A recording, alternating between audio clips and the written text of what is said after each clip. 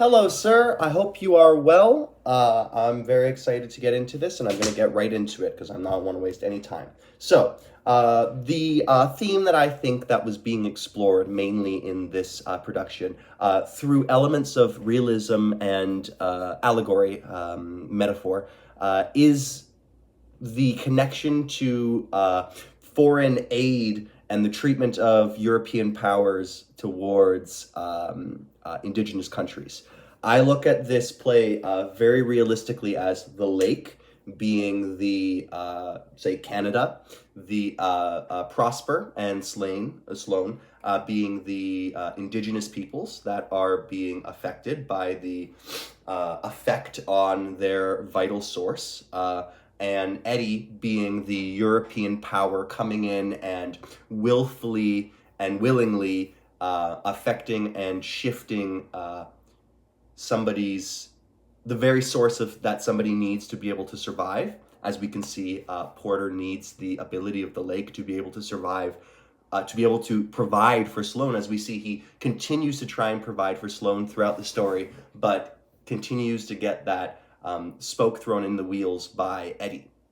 I think that the main theme that is being explored is definitely that very heavy and realistic connection of how Eddie, tying in the second question, a scene that sticks out to me is when Eddie, essentially, we see him act cutthroat businessman for the first half of the play, but then he says willfully admits, no, those eels, yeah, they completely changed the bacteria of the lake. Your fish are never coming back.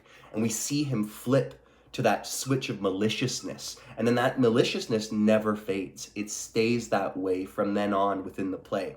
And we see Prosper's attitude towards him doesn't switch because he knew that that's what Eddie was the whole time anyways. It wasn't a surprise for Prosper like it was necessarily for Edgy.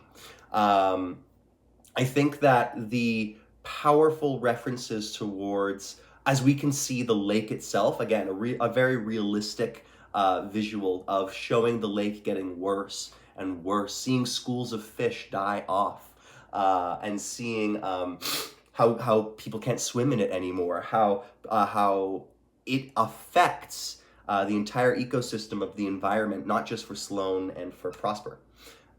So I think that scene of where Eddie finally admits his maliciousness to the effect that he doesn't care, that he's willing to, in the name of progress, affect and destroy as many ecosystems as he needs, I think is a super beautiful way to tell Canadian history.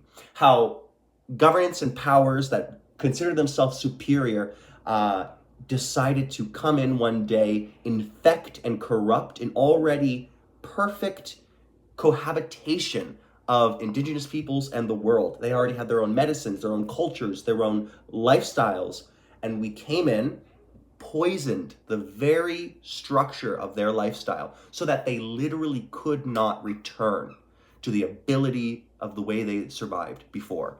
I think we see that so beautifully in this play. That is exactly what we see Eddie acts as for Prosper and Sloan, who continue to just try and survive and live their lives as human beings. We see they are people who have made mistakes like cheating on one another or not talking to one another. And although they keep trying to reconcile with one another, as we can see Prosper trying to do with continuing to provide for his wife, they're unable to, because the extra add-on of their environment and lifestyle being taken away from them by the superior, progressive people.